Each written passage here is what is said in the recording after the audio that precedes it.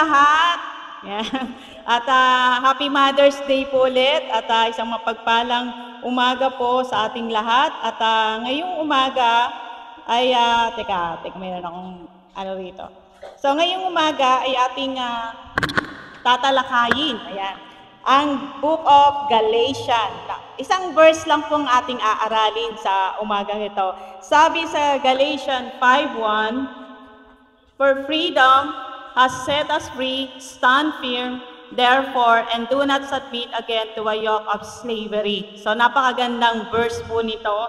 At ako po'y naniniwala ang freedom o yung kalayaan ay napakahalagang salita sa bawat isa sa atin. Amen? Ayan. So, napaka-importante po niyan. At lalo na kapag tayong mga Kristiyano ay alam nating tayo ay pinalaya na. Sino pong naniniwala na pinalaya na tayo ng Panginoong Yesus?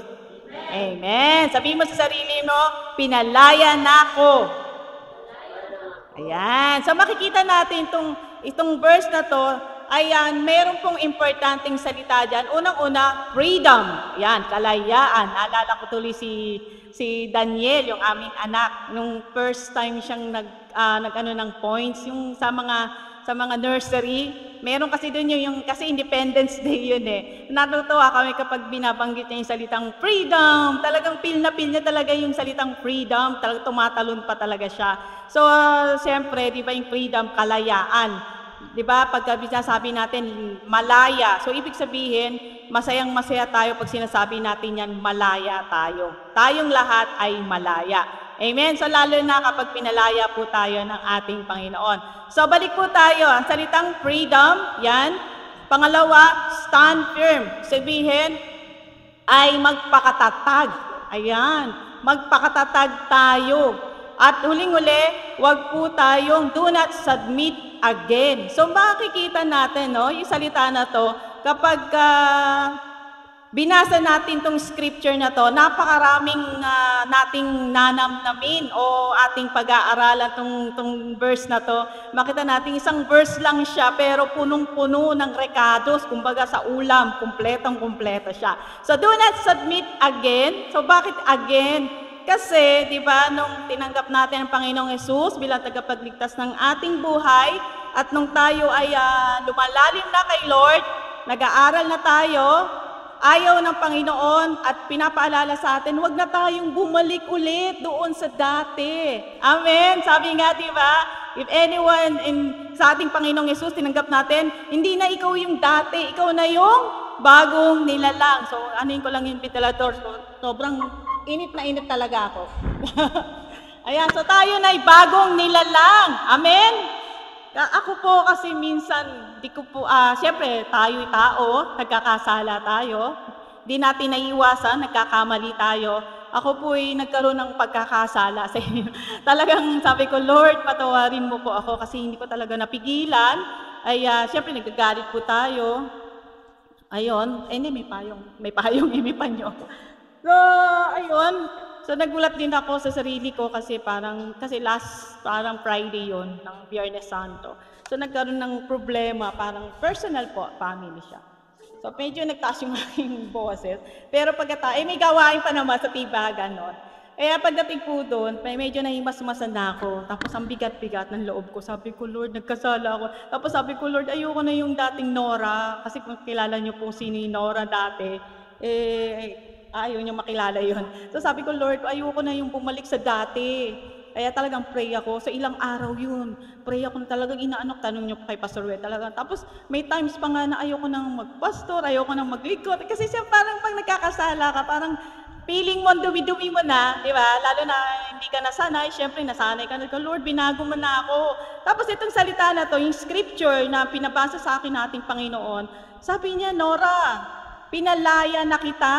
Yan, for freedom, Christ has set us free. Pinalaya na kita. Magpakatatag ka. Di ba? Paulit-ulit sinasabi sa atin ng Lord na pinalaya na tayo. So kailangan magpakatatag ka. Therefore, do not submit again. At huwag ka nang bumalik doon sa dati. At huwag ka nang magpaalipin. Sa Tagalog po ng a yoke of slavery, yung magpaalipin. Huwag na tayong magpaalipin pang muli. Amen? So maganda po rin po siya sa Tagalog. Ayan o, Galatia 5:1, malaya na tayo dahil pinalaya tayo ni Kristo, kaya magpakatatag kayo at huwag nang paalipin pang muli. Mga kapatid, kapag every time po tayo inaatake ng anxiety o nagkakasala tayo, sabihin mo, pinalaya na ako ng aking Panginoong Yesus. Or every time na na-tempt tayo, sabihin mo, pinalaya na ako. Kaya pala sinabi sa atin at pinaalala sa atin ni Pablo. Si Pablo po yung nagsulat niyan sa New Testament, malaya na tayo, pinalaya na tayo ni Kristo, kaya magpakatatag tayo. Sabihin mo sarili mo, pinalaya na ako. Magpakatatag ako. Ayan. Wag na ako magpaalipin. Ayan. Wag na tayong magpaalipin. Alam niyo yung aso, di ba, pag sumuka, tapos wag tayong babalikan mo yung sinuka niya, di ba? Kadiri yun. Parang ganun din yun. Yung sinuka mo na, yung kasalanan na yan, tinanggal mo na yan, inalis mo na yan, at tinanggap mo na ang Panginoong Yesus, ikaw na yung bagong nilalang, huwag mo nang balikan yung suka na yun. Kadiri yun, di ba? Imagine mo yun. Amen?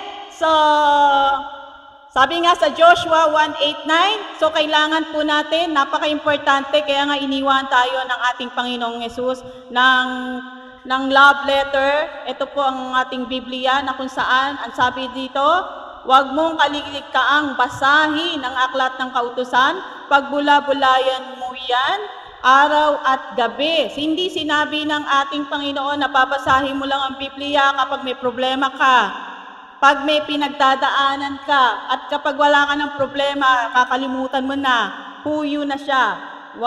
Sabi ng Lord, araw at gabi. Huwag po natin gawing cake ang Bible. Alam niyo yung cake, di ba yung cake tuwing meron lang event, tuwing may birthday lang ginagawa. Kaya gawin po natin yan araw at gabi, basahin natin. At hindi lamang dapat binabasa, dapat ay ginagawa rin natin yan. Amen? At tandaan mo, ang bilin ko, ayun, magpakatatag ka. Ayan, kailangan po natin magpakatatag. Alam ko po, ang daming temptation na hinaharap natin sa mundong ito, sa ibabaw. Ang dami-dami. Kaya pala sabi sa atin ng Lord, magpakatatag tayo, lakasan natin ang loob natin, huwag tayong matakot. Diba nakakaramdam tayo ng takot? Ako nakakaramdam po ako talaga ng takot. Pag nakaramdam ako ng takot, pinapaalala sa akin ng Lord, Nora, nandito ko, hindi kita iiwan, hindi kita pababayaan. Mahal tayo ng ating Panginoon. Amen.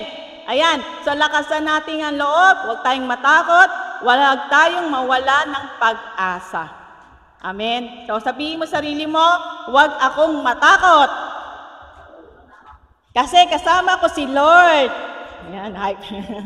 Amen. So, kahit saan tayo magpunta, kasama natin ang ating Panginoon.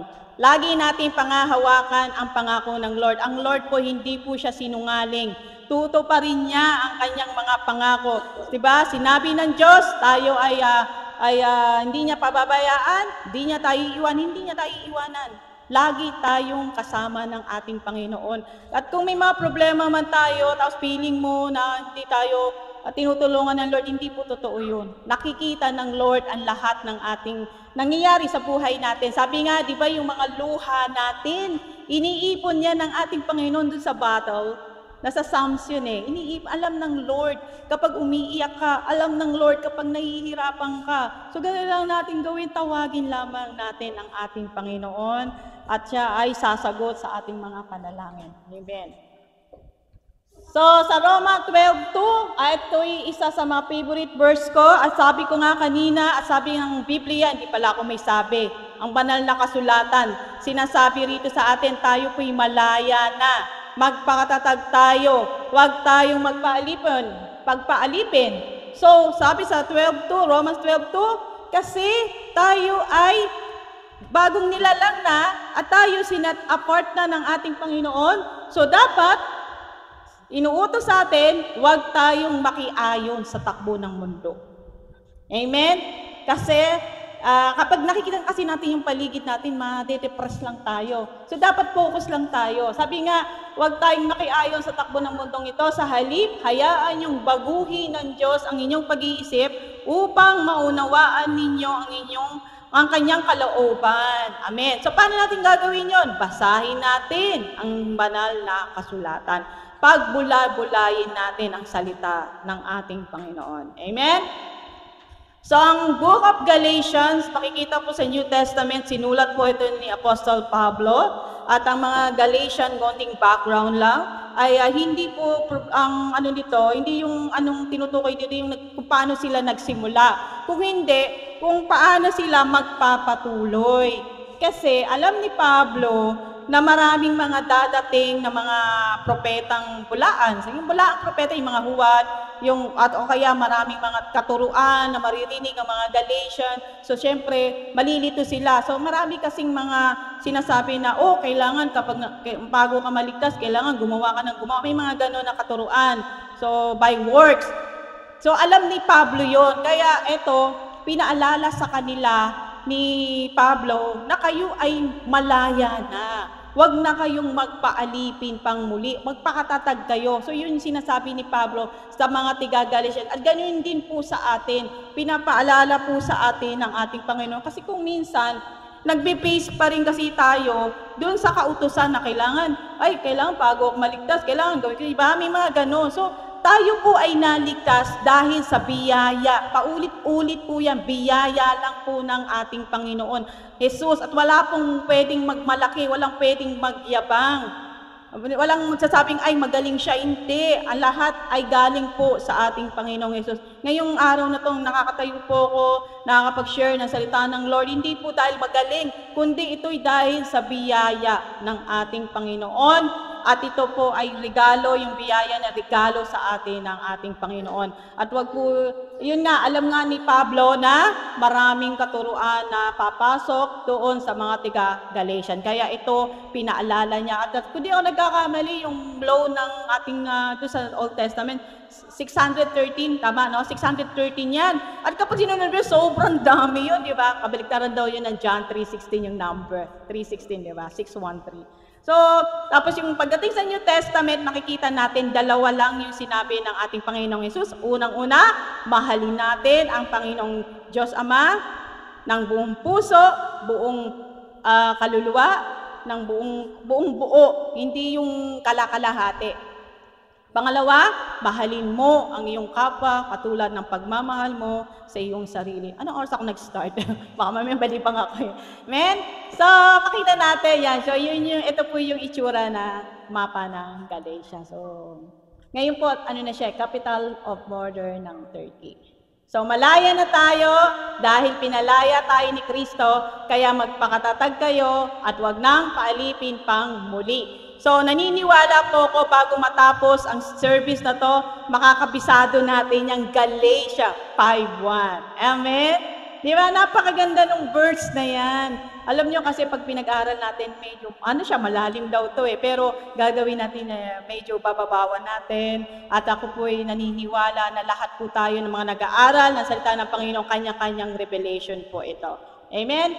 So, freedom. Freedom is a very important concept for most people. We are born with desire to be independent. Tama? Lahat po tayo ay gusto natin malaya tayo. Katulad nga nung ibo, sabi nga ibong yung pagkinulong mo, di ba, umiiyak, gusto niya maging malaya. Tayong lahat na nandito, pinanganak po tayo na gusto natin maging malaya tayo. Gusto natin gawin ang lahat ng gusto natin gawin kasi malaya tayo gawin ang lahat ng mga bagay. So, tingnan natin ano ba yung mga yan. Sino po nakapanood ng ang Braveheart? Ayan. Yeah, Braveheart po, napanood namin ni Pastor Wendell, year 1995 po yan. Ay iconic yung salita o yung sinabi dyan po ni William Wallace. Ang gumanap po dyan ay si Mel Gibson, tama na, Mel Gibson. Kasi nung panahon na yan, sinasakop ng bansang England ang Scotland. Mga Scottish sila. So lalaban sila sa gera. Bago sila lumaban sa gera, sumigaw si William Wallace ng freedom. Yan, talagang freedom. At siya ay handang-handang ibigay ang kanyang buhay para sa mga tao upang sila ay lumaya lamang. So, ganun ang kanyang sobra ang kanyang pagmamahal sa kanyang bansa. So, naalala ko rin yung napanood ko yung si Bonifacio, ang gumanap ng si Robin Padilla, bago niya pinatay yung Kastila, sabi niya, 300 years nyo kaming inalipin. Imagine nyo sa history, makikita mo na tayo ay inalipin din ng bansang sa Spain, no? Spain, tapos Japan. Pero pinalaya tayo, kaya nung malaya na tayo, ay tawang-tuwa tayo. Malaya nga ba tayo? So, freedom from sickness, from pain, from suffering. Marami ang nagpe-pray na sila lumaya na. Di ba sa mga hospital, makikita mo, nagpe-pray sila, Lord, pagalingin mo ako, Lord, palayain mo ako sa sickness, palayain mo ako sa pain, sa paghihirap, yun, sa gera. Kaya ngayon, di ba, marami talaga nagpe-pray na wag na magkaroon ng World War III kasi, di ba, ang nakakatakot po kasi yan. So, may mga taong may mga anxiety, may mga nag-iisip na marami, di ba, nagpe-pray tayo na palayain tayo. Kaya tayong lahat na nandito, bawat isa sa atin gusto natin maging malaya. At ito po ang maganda kasi sa ating mga Kristiyano, tayo ay pinalaya na ng ating Panginoong Yesus. Amen? So, sa Old Testament, makikita natin ang mga Israelites, pinalaya rin sila ng Lord, di ba? At kung saan ang nagli-lead ay si Moises, pinalaya sila. At naglakbay sila, dapat nga 40 days lang yun, kaya lang umabot ng 40 years dahil kakareklamo. Pagdating sa New Testament, ang Panginoong Yesus ay pinalaya tayo. Paano tayo pinalaya ng Lord Jesus? Sa pamamagitan nung namatay siya sa krus ng Kalbaryo. Sinabi na niya, it is done, malaya na tayo. So, ibig sabihin, hindi sinabi na pagpatuloy mo yan. Di ba? Kaya wag po natin sinasaktan ng ating mga sarili kapag tayo po ay nagkakasala. Dapat po ay humingi po tayo ng tawad sa ating Panginoon kasi tayo ay pinalaya na. Amen? Pinalaya na tayo, pangawakan natin yan. Pinalaya na tayo ng ating Panginoong Yesus. Magpakatatag tayo. Yan. Minsan ako po nawawalan din. Pero nagpe-pray po talaga ako kay Lord. Tulad nga ng sinabi ko sa inyo, tao lamang po tayo, nagkakamali tayo, nagkakasala tayo, at mingi po tayo ng tawad sa Panginoon. Tapos, start ulit tayo. Di ba? Kasi wala namang perfectong tao, lahat nagkakamali. Amen? So, ang ating pamagat, maging malaya. Galatia 5:1. So, mga kapatid, malaya na tayo, panghawakan natin yan, panindigan na magpakatatag po tayo. Kasi marami nagsasabi na malaya sila, pero yung totoo, hindi naman pala sila totoong malaya. Men, ang malaya, ano nga ba ang malaya? Ano nga ba ibig sabihin ng freedom? Freedom, the power, yan, kapangyarihan, right to act. Ayan yung freedom, yung malaya ka, kung anong gusto mong gawin, gusto mong sabihin, gusto mong isipin, na walang humahad lang. Kasi malaya, lahat po tayo entitled sa ating mga opinion, sariling opinion, sabi nga ni President Marcos. Amen? So, malaya na tayo dahil pinalaya tayo ni Kristo, kaya magpakatatag kayo at wag nang paalipin.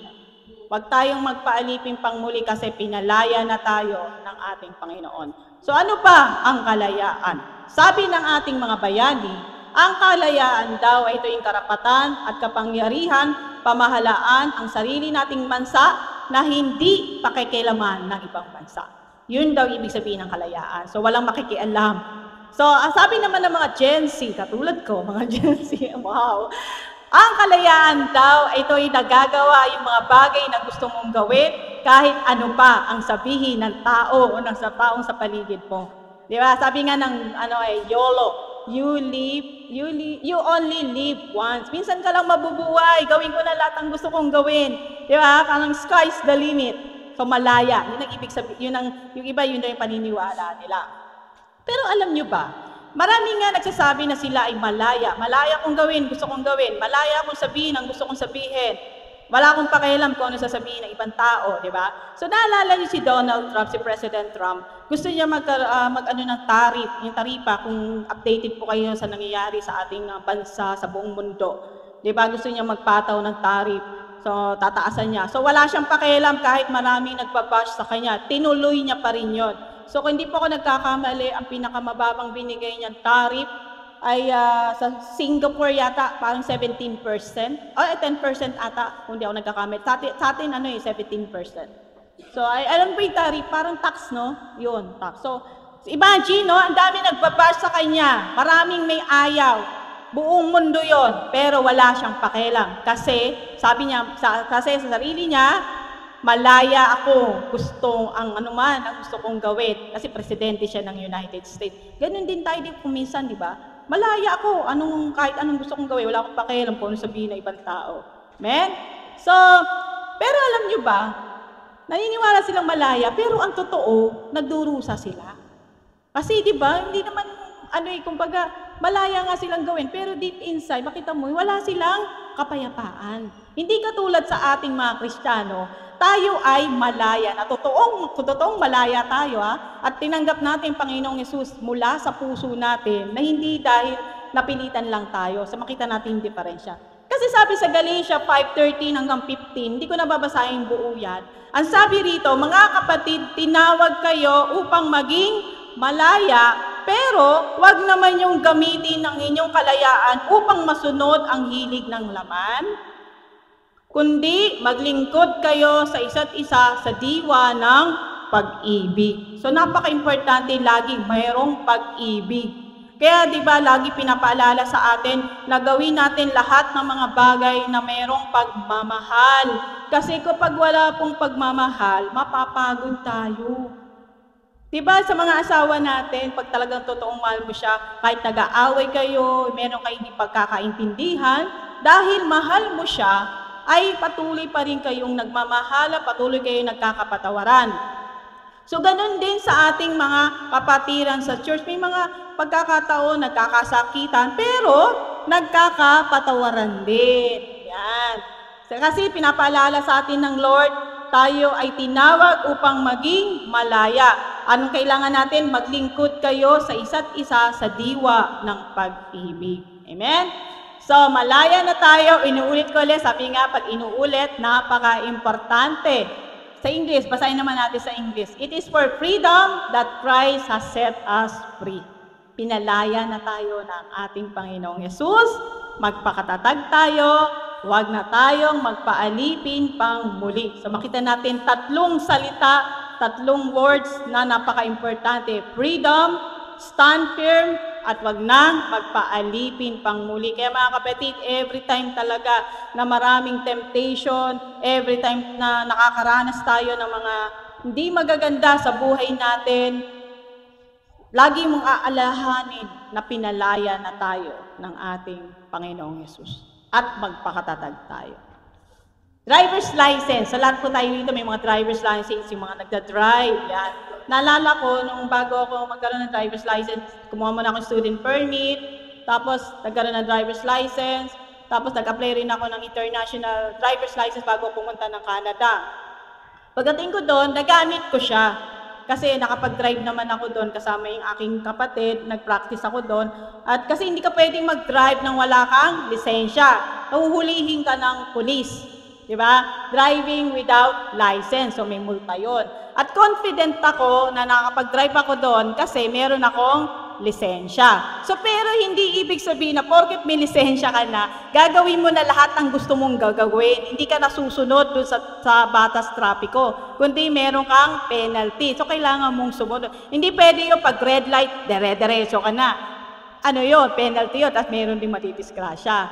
So ayun po, makikita natin dito, sabi nga kanina, tinawag tayo upang maging malaya. Pero, hindi natin pwedeng gamitin niya pagiging malaya para masunod yung hilig ng laman, yung mga hindi magaganda, di ba? Paano natin makikita ano ba yung mga dapat nating gawin? Kundi, magbasa po tayo ng Biblia. Sabi nga siya, Joshua 1:8-9. Basahin natin ang banal na kasulatan ng ating Panginoon, ng banal na kasulatan na iniwan ng Lord Jesus sa atin bago siya umakyat sa langit. At hindi lamang yun, may Holy Spirit pa siyang iniwan sa atin. So day and night, basahin natin ang salita ng Panginoon. Sabi nga sa Psalms 115 verse 105, salita mo ay tanglaw Di ba? Yung tanglaw, salita ng Lord, tanglaw yun na tatahakin natin sa mundong ito. Pansinin nyo kapag nagbabasa tayo ng Biblia, then nalaman natin, ay ito pala yung mga dapat kong gawin, ay ito pala yung hindi dapat. Di ba? Nakikita natin at naliliwanagan tayo, nababago ang ating buhay sa pamamagitan ng pagbabasa ng Biblia at nagpipray tayo, kinakausap natin si Lord. Amen? So, hindi naman instant na bago na tayo agad, di ba? So, sabi nga, let's break Paul's message in Galatians 5:1 and 3 pieces. How Christ has set us free. Number 2, how stand firm in Christ. Number 3, what it means to live in a yoke of slavery. Amen? So, alam nyo ba, sa lahat ng slavery, tayo po yung magandang slavery kasi, di ba, pagka humarap na tayo sa ating Panginoon, di ba, well done, my faithful servant. Faithful servant. Servant, alipin, no? Di ba? Alipin tayo, pero sa ating Panginoon. So, naalala ko tuloy kanina, abang kami na sa biyahe ni Pastor Wendell, na titingnan namin yung mga kapaligiran, napapansin namin, paggawa ng tao, yung mga building, bahay, mga daan, nasisira. Tama? Mga ilang taon nasisira yan. Mga damit, di ba? Mga ilang taon, hindi mo na masusuot. Katulad ko, hindi ko na nasusuot yung mga dating damit ko. So, tumataba ka, di ba? O kaya pumapayat ka, lumuluwag na. So, nagbabago. Pumapangit. Tama? Pero pansinin mo ang gawa ng ating Panginoon. Tingnan mo nga yung katabi mo. Paganda ng paganda, pagwapo ng pagwapo, habang tumatagal. Amen? So, tingnan natin, how Christ has set free. Jesus died on the cross, set us free. Yun po yung totoong freedom. Hindi siya nagbe-base dun sa rules, kundi nagbe-base dun sa relationship, a loving personal relationship with Jesus Christ. Napaka-importante po na magkaroon po tayo ng relasyon sa Panginoon. Amen? Lagi po yan namin sinasabi, o lagi natin yan sinasabi every time po tayong nag-share ng four spiritual law. Lagi natin sinasabi na okay lang po yan kung ano po yung religion nyo, ginagalang po namin yan. Sapagkat ang dala po namin ay ang relasyon natin sa Panginoon. Kasi kapag may relasyon ka na kay Lord Jesus, kusang nagbabago yung sarili mo. Amen? Kasi ginagawa mo yan dahil mahal mo si Lord. Nagbabago po tayo dahil kay Lord. Amen? Hindi dahil gusto mo lang. Kundi, kumbaga parang, ano ba yun? Parang nakikita sa buhay natin si Lord Jesus. Pansinin mo yung sarili mo, di ba? Dati ano ka, yung parang, ano yun? Dati ano ka, yung mainitin ng ulo, dati masama ugali mo. Pero nung tinanggap mo ang Panginoong Yesus bilang tagapagligtas ng buhay mo, na totoo sa puso mo talaga, napansin mo, di ba? Unti-unti nagbabago ka. Nababago yung ugali mo. Nababago lahat-lahat sa buhay mo na paunti-unti. Kaya kapag nagkakasala ka, nakakagawa ka ng kasalanan, parang ang bigat-bigat, nararamdaman niyo po yon? Nararanasan niyo po ba yon? Kasi yung dati na, ay, wala akong pakialam, gano'n, di ba? Pagkantayo. Pero ngayon hindi na, nag-iiba na tayo. Kasi namamahay na sa atin ang Panginoong Yesus sa buhay natin. Kasi nagkakaroon na tayo ng relationship kay Lord Jesus. We are free because of Jesus, not because of anything else. Pinalaya ako ng Lord, palaya na ako hindi dahil sa gawa ko, hindi dahil gumawa ako ng kabutihan, hindi dahil nag-donate ako, kundi dahil sa ginawa ng ating Panginoong Yesus sa krus ng Kalbaryo, dahil sa biyaya ng ating Panginoon. Amen? So sabi nga si Paul, alam naman natin, naalala ko yung preaching ni Sister Gina, yung kay Paul, di ba? Nung tinawag ang ating Panginoong Jesus si Paul, di ba? Nakita natin kung paano binago ng ating Panginoong Jesus si Paul mula sa 360, umikot po siya ng 180 degree.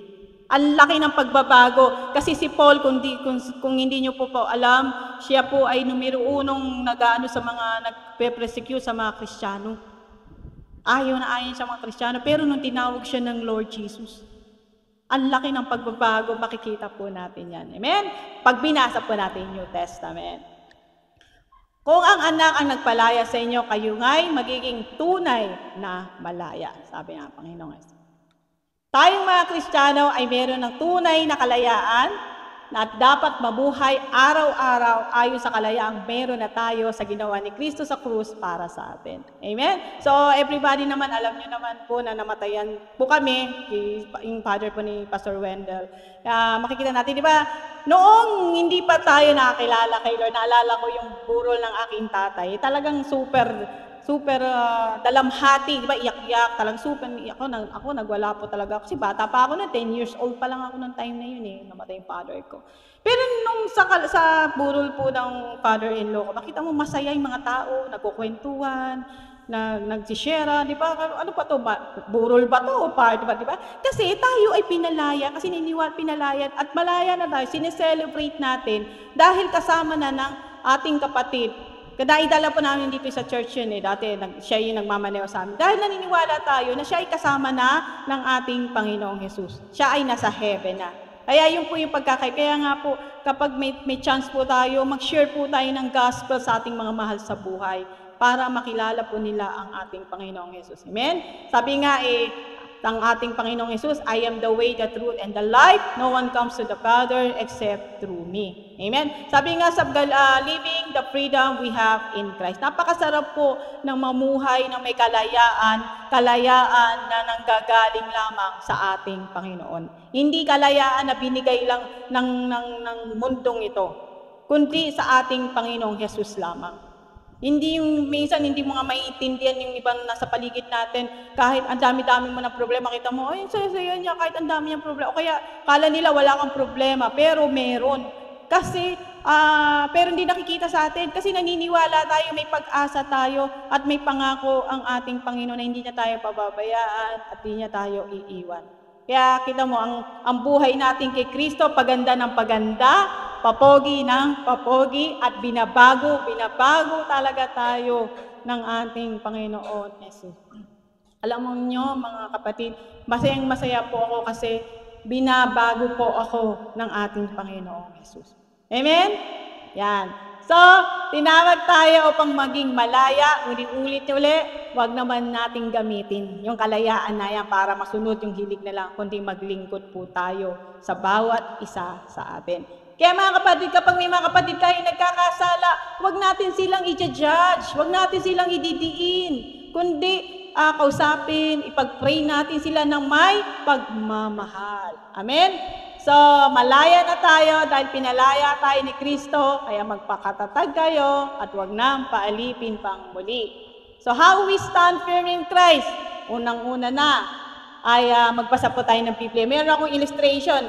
Think about the image of standing. Yung mga nagtatrabaho sa mall, yung mga sales lady, sa umpisa, okay lang nakatayo ka ng mga ilang minuto. Pero pag umabot na ng mga ilang oras, di ba nakakangawit? Nakakangawit yan. Pag ikaw lang mag-isa. Stand firm. Ang layunin na Kristo ay upang maranasan natin ang tunay na kalayaan. So, kailangan po natin magbasa ng Biblia. Napaka-importante. At ito, mag-attend tayo ng mga fellowship, ng church service, magpagamit tayo sa ating Panginoon. So, physical standing is hard and spiritually standing is hard. This is why we must stand. Kailangan kasama natin ang ating Panginoon, Jesus, hindi sa sariling gawa. So pinapaalala sa atin to ng ating Panginoon sa araw na to na ang lahat ay nakakapagod pag wala ang ating Panginoong Jesus sa buhay natin. Amen? Lagi dapat kasama natin si Lord. Sa biyaya niya, sa grace niya, kasama natin. Ang hindi natin kaya lahat ng bagay pag tayo lang. Positive and negative. So, makita na, ano ba yung positive tsaka negative?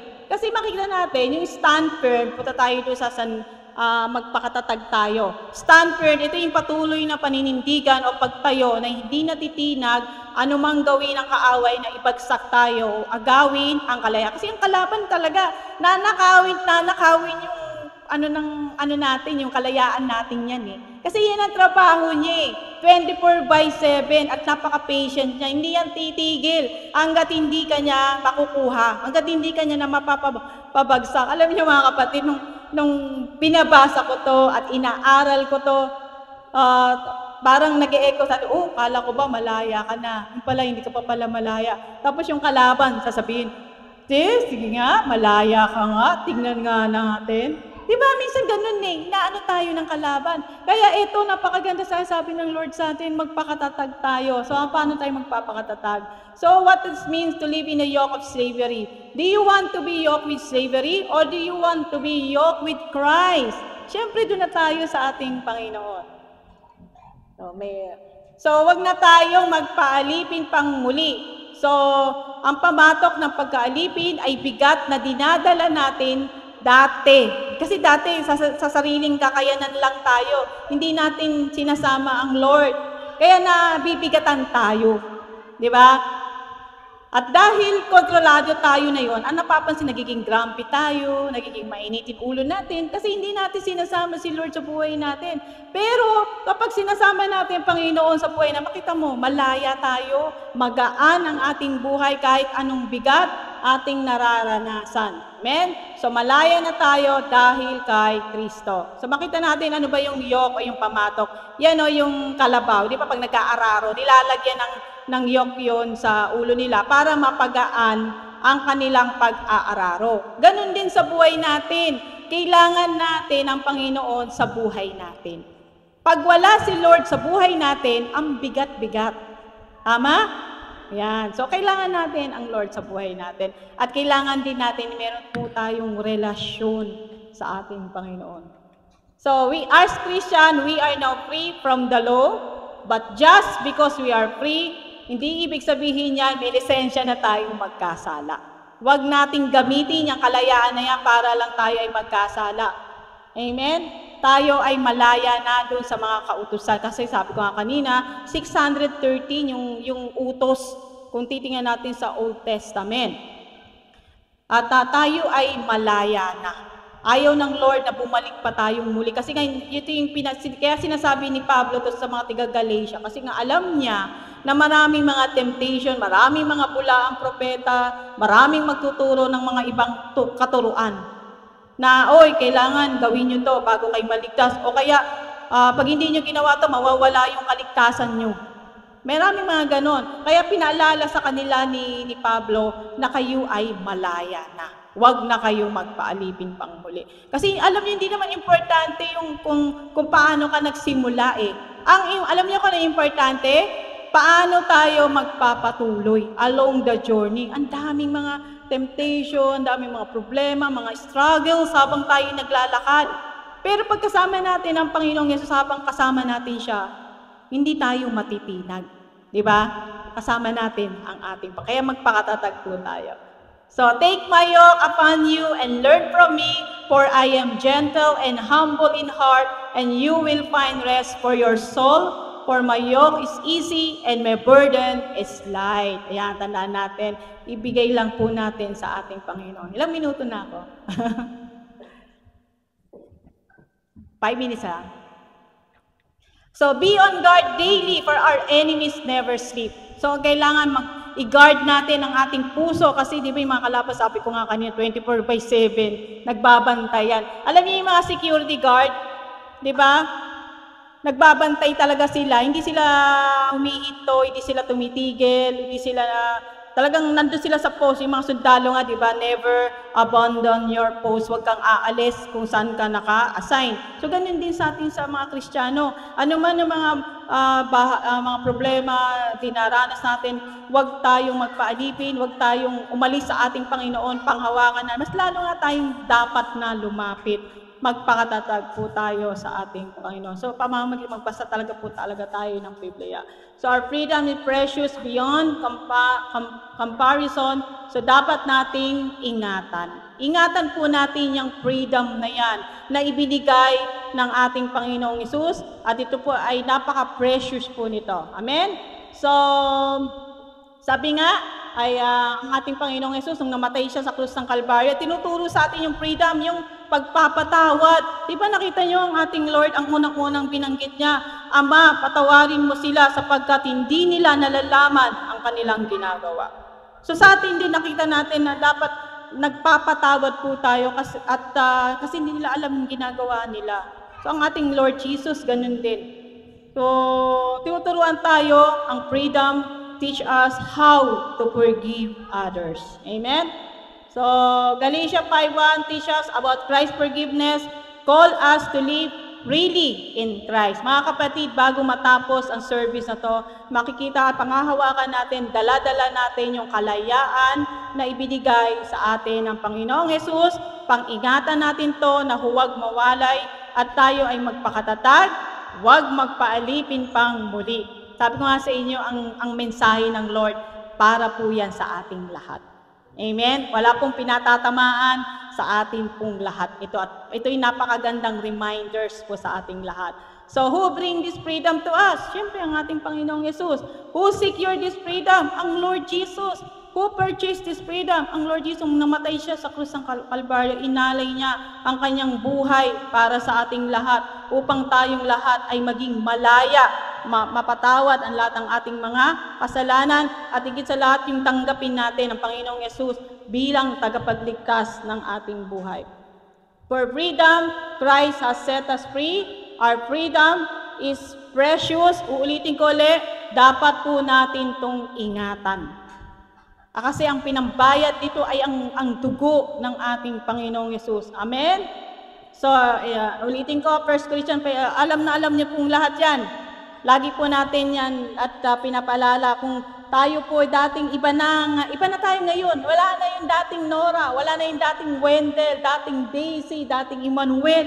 Wala na. Kasi tayo'y bagong nilalang na. Si Kristo na'y namumuhay, namamahay sa ating buhay. For freedom set us free, stand firm, therefore, do not submit again. Kaya may again yan eh. Huwag tayong magpaalipin pang muli. Amen? So, ganun niya. So, mga kapatid, sabi nga sa Galatia 2:20, si Pablo po yung nagsasalita dyan, kaya hindi na ako ang nabubuhay ngayon, kundi si Kristo na ang nabubuhay sa akin. Amen. Kaya nga, ang Lord Jesus talaga ay nabubuhay sa atin. At ang buhay ko ngayon sa katawan ay kinabubuhay ko sa pamamagitan ng pananampalataya sa anak ng Diyos na nagmamahal sa akin at nagandog ng kanyang sarili para sa akin.